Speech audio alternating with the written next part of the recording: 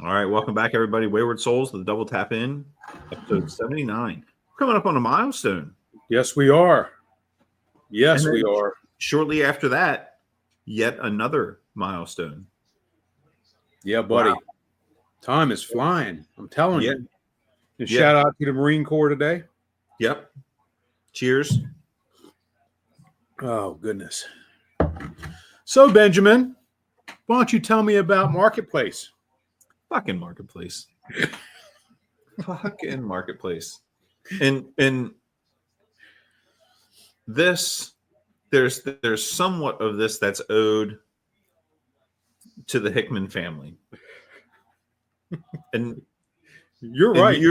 You're part of it because you spawned him. But Josh, talking about the in-law smoker. Yep. Just got those wheels going.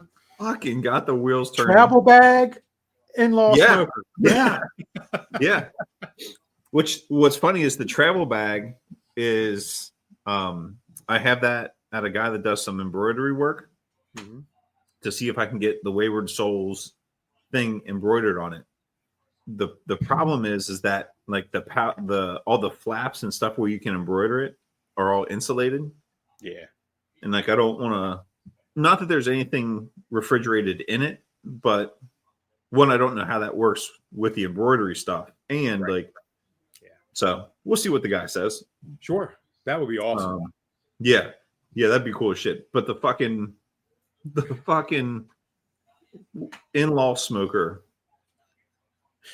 Thanks, Josh. Fuck. Yep. So since then, I wasn't the devil this time on your shoulder going, buy it. No. And he wasn't either, but it was just like you plant the seed. Yep. And you just watch it grow. And then the seed grows, and then you fuck the seed, or fuck the plant. Yeah. So I think for a while. If you know what movie reference that is, we're probably friends. I think for a while I'd been looking for an in-law smoker, something small, something that we could just take up there and it'd be easy. Even something around where my in-laws are, where it'd be easy. And then the more I'm looking, I was like, well, fuck it. If I can get a bigger one, maybe I'll take the Camp Chef up there. What's it going to hurt? Not a damn thing. And there was a couple that I found and we're like going back and forth. And like, sometimes the deal just seems too good to be true. And like you message them or like it's a weird thing, like a weird picture on the marketplace. And you're like, this is a fucking scam. So like moved on from those and finally found one down in Chincoteague. And I messaged the guy. It's a Pit Boss 850. And I was like, hey, what's wrong with this thing? Selling it for $150. Like what it looks fantastic, looks good. Like a little dirty, but like the guy used it, now he's selling it, so he's not using it. He's not going to clean it. Like he's going to clean it so it's presentable, but like not going to scrub the grates and that kind of shit because why? Yeah, it's not his problem anymore. Hopefully. It is in fact not his problem anymore. So I go looking. Yeah. So I look at his profile and he sold a couple other things. I look at his profile and he's a friend of a friend's husband. So I text my friend. I was like, hey, can you get your husband to ask him, like, maybe he's going to tell him a little something more than he'd tell me. And come to find out, like the guy's like, it's legit. Like he needs it gone. He's moving. He's got a I think it's a Weber wood sear, like gigantic, like the fucking size of my dining room table. So he just needs it gone. It was a great grill. He said, so anyway, we start messaging back and forth like, yep. All right, I'm in. Go get it. And get down there talking to the guy. Looks great. It's in good condition. Like, yeah, it needs to be clean, but again, no big deal. I need to clean the Camp Chef anyway. So we're talking, and he'd already replaced the controller, circuit board, all that kind of shit. He had replaced the internal thermometer and something else that he had done. The guy's an electrical engineer. Oh, right? shit. So, like, yeah. But like other than that, he's like, it runs, it works great. I just got a bigger one and I don't need it anymore, so I'm getting rid of it. So I said, well, you know what? I know a guy. Let's put it in the Suburban. Let's get the fuck out of here. I was going to ask, did it go in the Suburban? We took the chimney off and she fit. Wow. Yeah. Good. Yep. I was planning on like, well, if I can take the legs off. I can do this. I can do that. It'll fit. I knew it was going to come get Hickman's truck, and yeah, there was a lot going on that day. Yeah. So I messaged the guy. I was like, all right, look, I'm coming down this day. He's like, all right, perfect. His daughter's got a basketball game. I'm free anytime after this. I was like, all right, cool. Sounds good. I'm on my way. And so I messaged the guy like, hey, he's like, hey, yeah, just let me know when you're like 10 minutes out. So I make the left off of 13, heading into Chincoteague. No idea where I'm going. I've been to Chincoteague before, but like not sure where he stay at. And I'm like waiting. I was like, hey man, just double checking out. I don't have your address. Waiting. Well, it's lunchtime. And I'm like, fuck it. I'm gonna go there's a little taco truck right behind Maui Jack's. Oh, yes, there is, buddy. Fantastic place. Yes.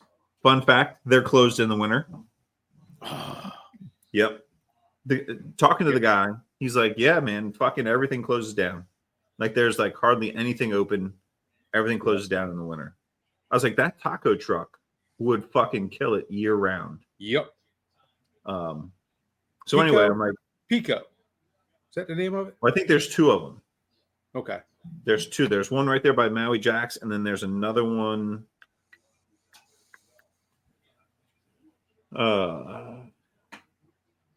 Yeah, we go to the one by Maui Jack's. Yeah, and we'll drive down just for that. Oh, I would fucking absolutely drive down there just for that. Where is? There it is.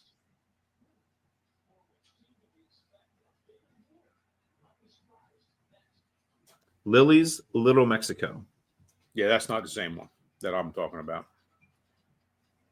Are you sure? Yeah, it's definitely not Lily's.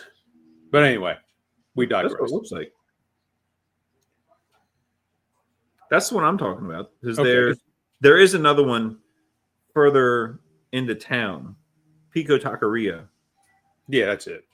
That's further up. Like, so you get to that one before you get to the little food truck. Okay, got it. The one behind Maui Jack is Lily's Little Mexico, which is holy shit fantastic. And next door to it is, what is this?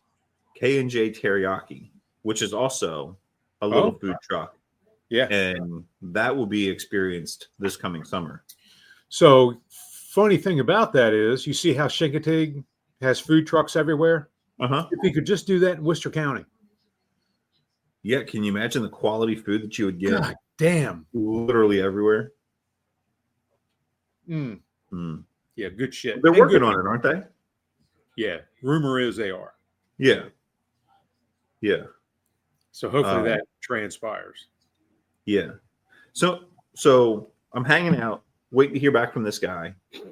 And I'm like, well, fuck it. It's lunchtime. I'm hungry. I'm going to go see if the taco truck's open. We'll get me a couple tacos, hang out. And if I don't hear back after I eat my tacos, I'm fucking peacing out. So I drive past, they're closed. I was like, son of a bitch. I'm like, well, I still need something to eat. So I go over, there's a little gas station. So I go in there, get a snack, go to the bathroom, and I'm walking back out. My phone buzzes. And now I've messaged this guy a couple of times, like, hey, we're still good. Like, I'm here. Let me know where to go. And he's like, oh shit, my bad. Totally. Like, I'm so sorry. This is my address. I thought I'd send it to you. If you're still here, come on down. Righto, I'm on my way. So I go get it, and he's like, I am so sorry. We had my daughter's basketball game. I'm the coach. One of the parents was upset that their kid didn't get playing time. So I was on the phone dealing with that. Then I saw your message. I'm so sorry. Like, it's all good, man. Like, whatever. Just pack it up, head on home. And the only thing it needed was the cover, like the flame broiler cover thing. Yep, the heat diffuser. Yeah. Isn't that what it's called? Yeah, I think so. Yeah, I ordered it. I don't remember what it's called, but that thing. Yeah, that thing. So get it home. My father-in-law's here. We get it out of the truck, set her up, turn it on, and runs like a champ. I tell you what, that thing comes up to temperature a lot faster, and it's bigger than the camshaft. So I'm excited. I've got the new cover, or the new heat diffuser thing. The guys from, was it Garrett, and what's their barbecue thing? Why can't I remember this shit? Double D Meats. Yeah, one of those Garrett guys. Chris. Yeah, I think it was Garrett, right? Sent me a message.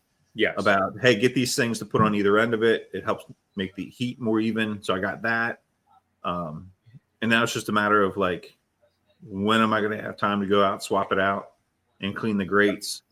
Did he recommend the pieces that go next to the grill probe? Yeah. Did he recommend the thing that goes over the fire pot? No, I think the thing that he sent me was just the thing that goes On the end. on the ends. Yeah. It's like $7 on Amazon. Something like that. Yeah. Yeah. But they they also make a thing to go over top of the little fire pot. Yes. Okay. It will stop the discoloration and all that on the broiling surface. The only bad part about that is when you want to sear, you have to pop that, slide that over, and then you can sear. Gotcha. Mine, the last marketplace find that I got is discolored around that area because it's right underneath the firebox, or right underneath the fire pit or pot. And if you biscuit test one, you'll see that the hot spot is right over that pot, as it would be, because that's where the fire is. Well, they make a metal, it's 13 inches by 11 inches, and I think it's like 5 inches tall, that goes over top of that, and it diffuses the heat even more. You get that one piece that Garrett was talking about on the end, and it makes your shit run more consistent, because when you look at that heat diffuser, it sits on an angle. That heat from the fire pot follows the angle up, and that terminates right at your grill probe. Yeah. And that can be an issue, throwing your temperatures off and all that. So for $7, I ordered one. It was $6 something. Yeah. That is a cheap, easy way to help stabilize your temperatures inside a Pit Boss or a Traeger or any of them. Yeah. Yeah. The camshaft, it's that drip plate underneath runs, it has a lip that goes across by the internal temperature, or internal thermometer, so it has to go around it. Yep. And then it runs all the way down into where the grease runs off. So Z Grills has the same thing. It has one built in. You don't have to add it in. I know Z Grills has it. I know that newer Traegers have it. I don't know about the newer Pit Boss. It seems to me that, why wouldn't they include that? They know it exists, and the new ones, why wouldn't they include it? It's almost like truck manufacturers. Every truck is nose down. Why? And everybody's adding a leveling kit. Why don't it just come that way from the freaking factory to start with? Right. Make it level. Yeah. Dumb shit. But anyhow, I digress. Yeah. So you have Soul 4 home, and Soul 4 is home. Had a test run. Need to get the grates off, get the rack off. And for whatever reason, probably because I'm a dipshit, I forget that I have a deep sink in the basement. So when we redid the kitchen, we put the laundry, washing machine, dryer, and a deep sink in like the pantry area. but we also and I like whenever we need to wash shit, like dirty shit, it goes there. Yep. What you don't want to wash in there is your greasy ass fucking grates from your smoker. Yep. And instead of standing out in the 8-degree weather, not that it's 8 degrees today, but yeah, still want to stand outside and get cold. Like, why don't I take that shit downstairs and clean it in the already gross deep sink I have down there? So exactly right. You want to piss a woman off? Clean those fucking grates in your sink, in your kitchen sink, or your utility room sink. Yeah. Yeah. I did. The first time I cleaned the Camp Chef grates in that sink. She wasn't super pissed, but she was disappointed. Yeah, she wasn't happy. And I tell you what, she busted her ass and like cleaned and scrubbed it all back out so it's nice and clean. So you know what I'm not gonna fucking do ever again. Yeah. Like she'll go down in the basement if she has to, but more than likely she ain't going down there. And the like I said, the deep sink's already fucked. So looks like that's where I'm going to be cleaning some grates. Why not continue to fuck it? Yeah. So yeah, super excited. Yeah. Good. Super excited. You're going to use the shit out of it. Oh yeah. Yep. And Rachel, we were talking, she's like, the way I told her that I was getting this is that I sent her a text that, hey, I think I'm going to sell the Camp Chef. Mm-hmm. And she says, why? Like you love doing that. You love cooking like that. You make some really good food on it. Why would you get rid of it? And I was like, I may have already bought a new one. Oh, right. Yeah. We're out to dinner the other night with Rob and Beth Price, and I said that I was going to sell Lord Lang, the 48. And Jennifer says, basically, she says, the fuck you are. And I went, I want to buy a tractor. And she goes, oh, yeah, you're not selling the Lang. Nice. And I went, okay. She said, I like the food that comes off of it. I just like it. So don't be hasty in your decision to do this. Yeah. And I said, okay, well, that's fair. Yeah. I can deal with that. Yeah. I think, going back to the pit boss we were talking about, if you wanted to sear off some meat, right next to Soul 4 is Soul 3. Yep. Like problem solved, problem staying solved. Yeah. And now I've only run the pit boss once. Yeah. And it was just to like 225 or something like that. But I would imagine that it's still similar in that you open the top, you're going to lose a lot of heat off of it. So yeah, but it recovers fast. Yeah. And it's just, I don't know. The one I just got is like that, and can't beat it. Can't beat it with a stick. No. Yeah. How's yours running? Fantastic. Good. Yeah, I have no complaints. I got the Wi-Fi controller in. I got all of that, and I think all the problems are gone. Good. Very good. I believe it came down to an $11 part. Wow. Remember we were discussing the internal grill probe? Mm-hmm. That seems to be the culprit. Yeah. Wow. Yep. That was that's a hell of a nice grill. Yeah, it is. Yeah, I'm real pleased. Yeah. Did I send you the ones that I sent to Trevor?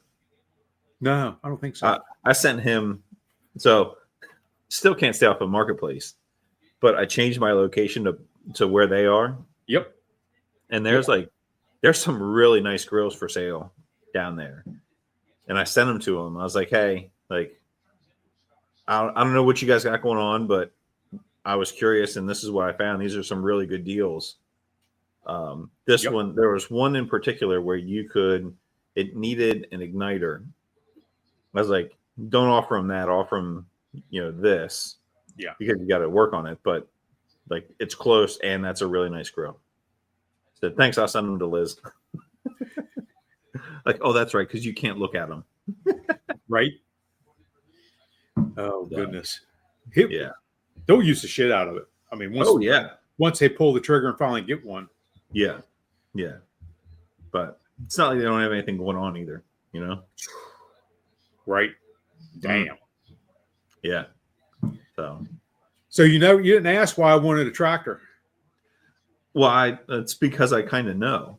And do you want a tractor or do you want like a Bobcat? No, I want a subcompact tractor. Okay. And I was thinking, let me back up and I'll tell the whole story. Jennifer and I have had a hunting property now for 10 years. We've leased it and maintained the lanes with bush hog and little hand trimming, that kind of stuff. Well, then I had a little incident, and the incident was I got hit head on 589. So that took a solid 3 years for me to get semi back to wanting to hunt, do that kind of thing. Well, in 3 years, all my interior lanes had grown up, and it was just a mess. And then the good old fashioned I don't give a fucks kicked in, and we went an extra handful of years. So the property was really grown up. We're still leasing it. We haven't really hunted it in a couple of years, and it was time to shit or get off the pot with this hunting property. We're either going to use it or we're going to let it go. So in a good faith effort, I contacted a friend of mine named Wes, who does property clearing, specifically like hunting stuff. That's what he's getting into, and he enjoys it and all that good shit. He comes out to the property. He starts walking the property with me to give me an estimate on what it's going to cost to have all these lanes cleared out and all this shit. And we come up with an agreement. He gives me a lot of advice on what to do, food plots, making certain areas more appealing by doing certain types of trimming and being able to funnel deer certain places and or wildlife certain places, all this. So very knowledgeable individual.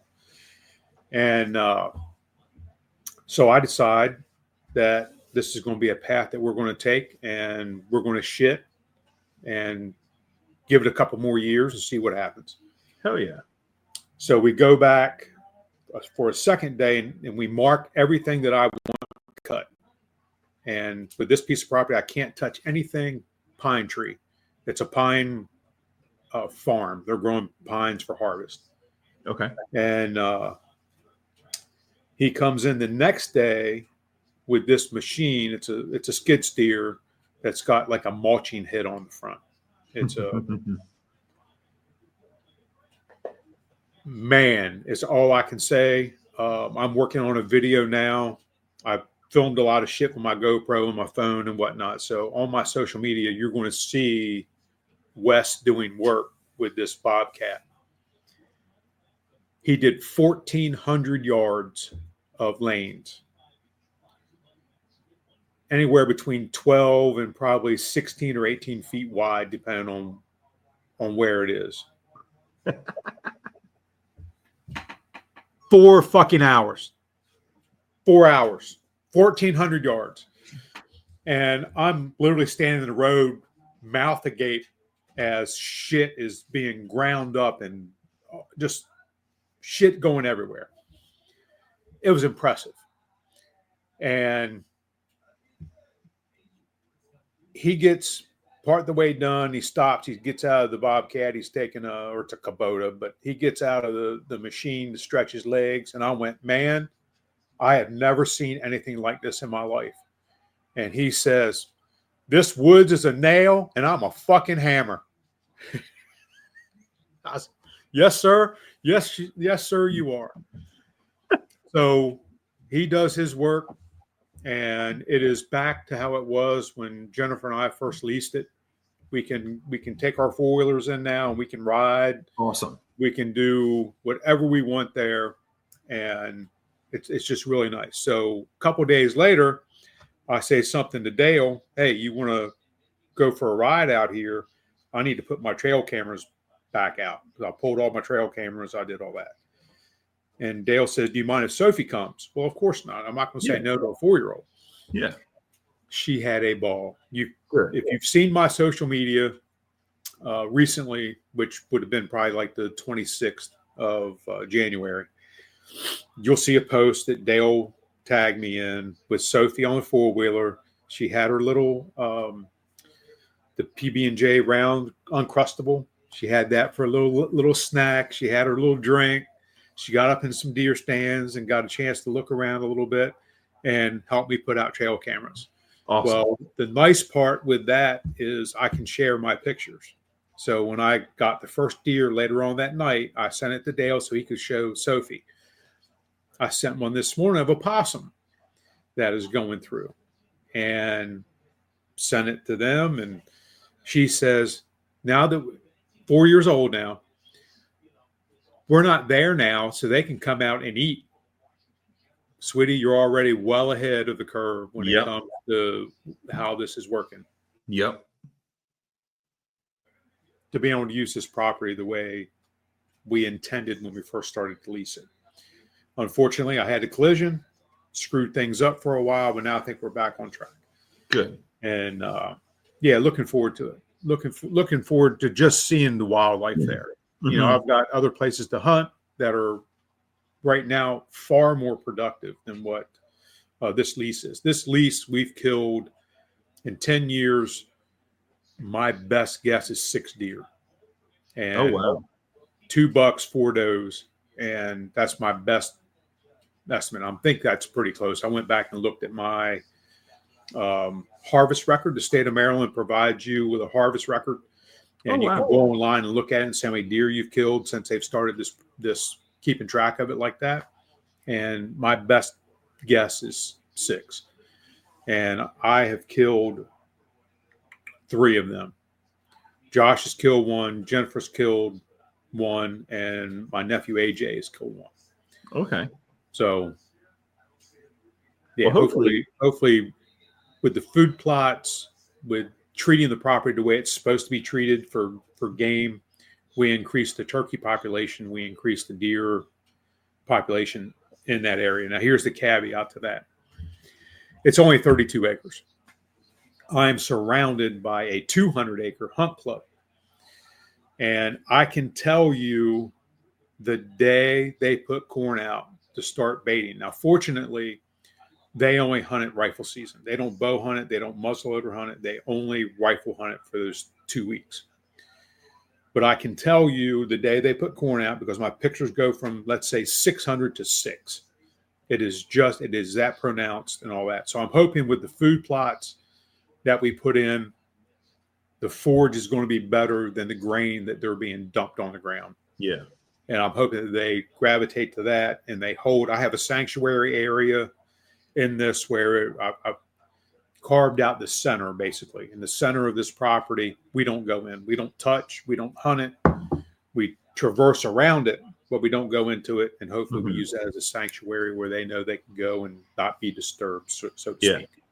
Yeah. So hopefully that becomes more of a bedding area for them, and they can go to the food plots that we have established for them and provide the nutrients that they need to grow bigger and better. And we'll see what happens. You know, it might take a few years, but it'll get there. Let's hope. Yeah. Well, it sounds like, I mean, even like just the fact that you guys held the lease for that period of time, like that is it's already kind of a refuge area for them.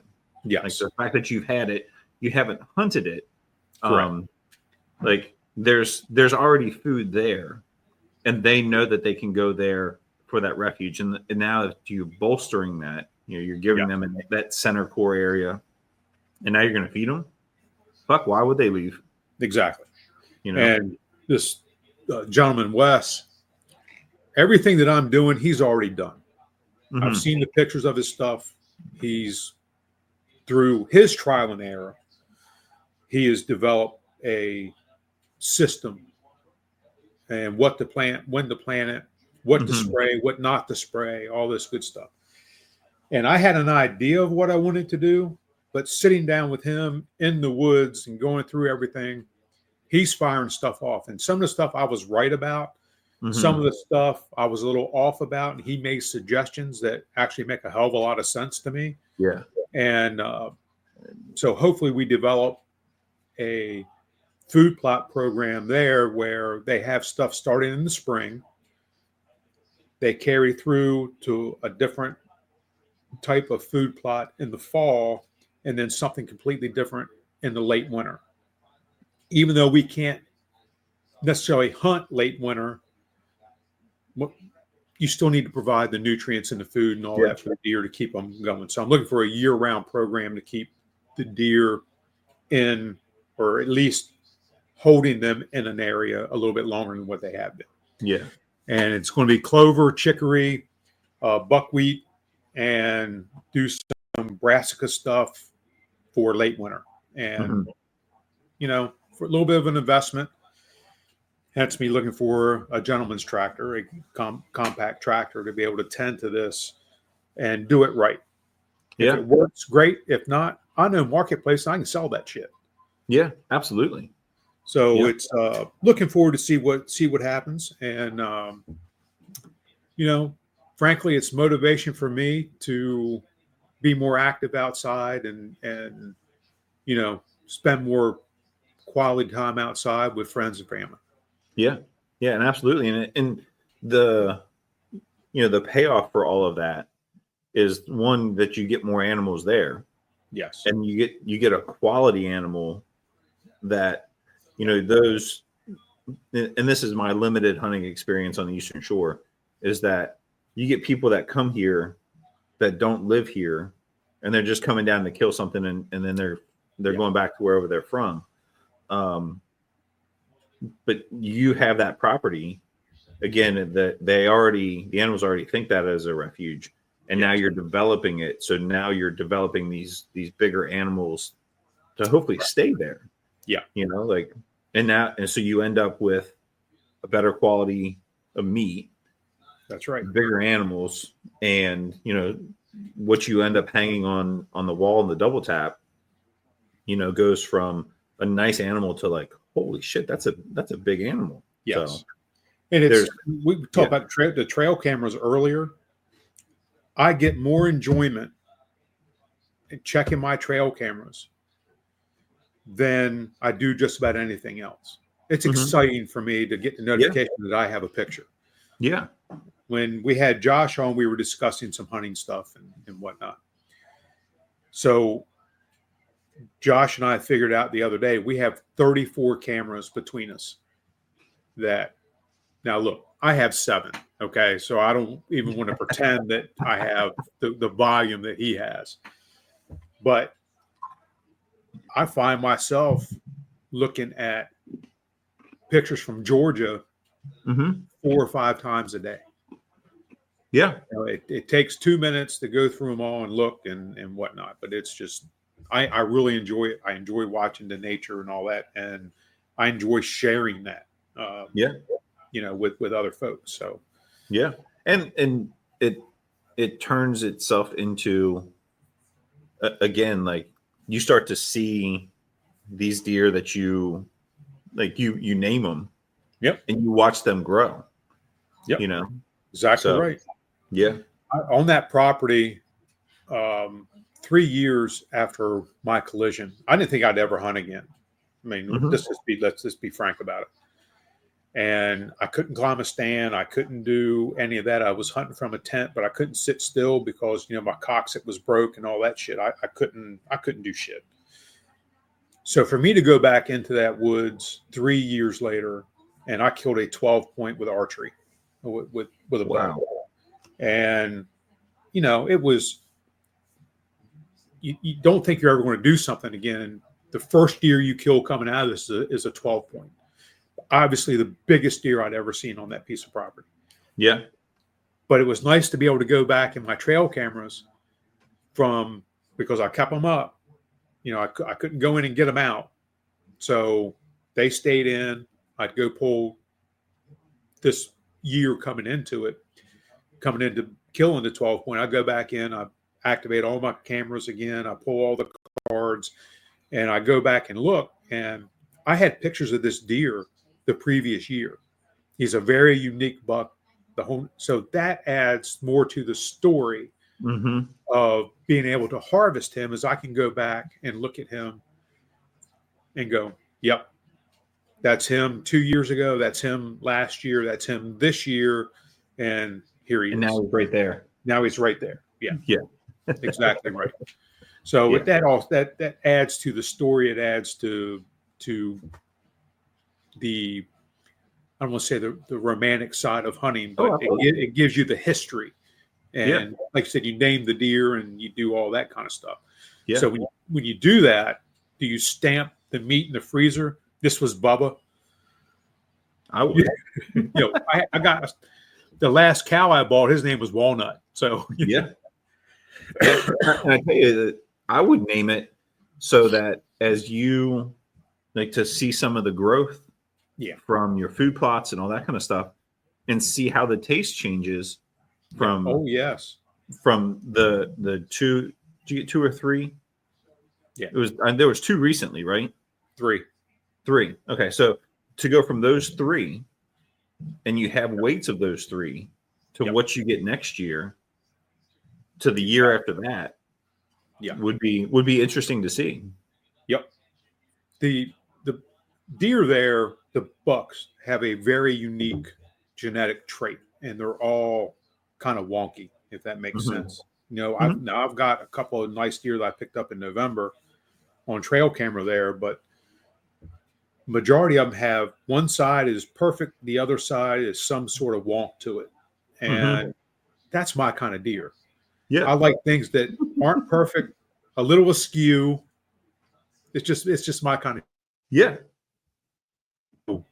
I'm curious to see, with proper nutrition, with the minerals that they need to grow bigger and better. I'm curious to see what happens over the next few years. Yeah. And I think it's like anything else, the time and the investment that you put in, it's going to pay off. So yeah, I think so. Yeah.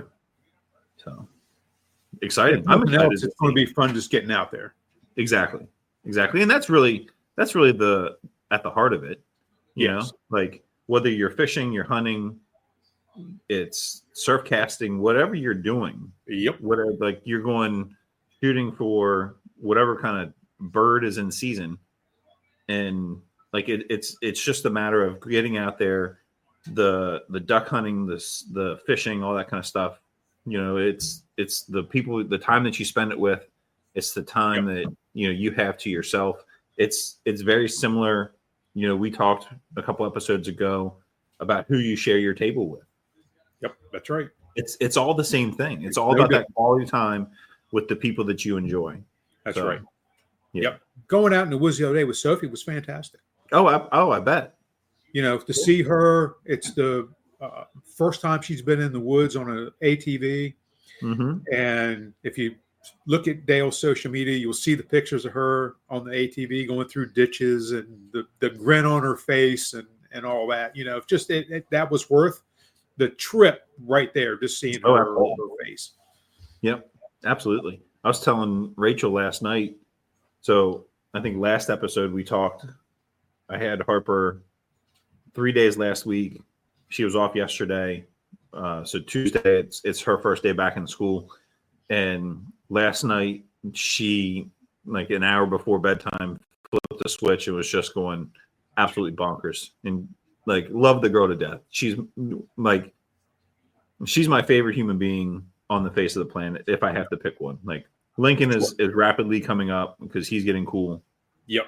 Harper is just my little buddy. But at the end of the day, I was done. Like, I was like, holy shit, I can't take it anymore. But in those 4 days where it was just her and I, like, the shit that we did, and we laughed the entire day, all day. At the end of the day, she was tired, I was tired. We'd hit the bed and we're out. But at the end of the day, I was like, holy shit. So I know the experience and all that kind of stuff. Yep. We went for a walk yesterday through the city park, just right down the hill.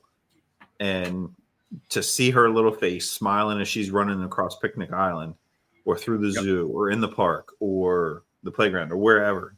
Like, that's what it's all about. Yep, absolutely. It's all about. Yep, make the memories, because it won't be, and I don't mean to depress you in any way, shape, or form. It's not going to be long before I'm gonna go with so and so. I'm gonna do this. I'm gonna do that. It's no longer mommy and daddy. Yeah, and it comes too fast and lasts too long. Yeah.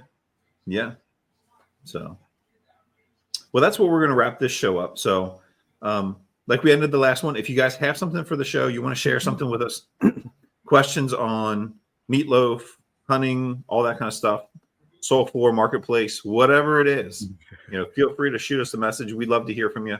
We love the feedback that we get on the show. And we're glad that you guys are enjoying what we're putting out, because we're having a fun time making it. Absolutely. So keep it coming.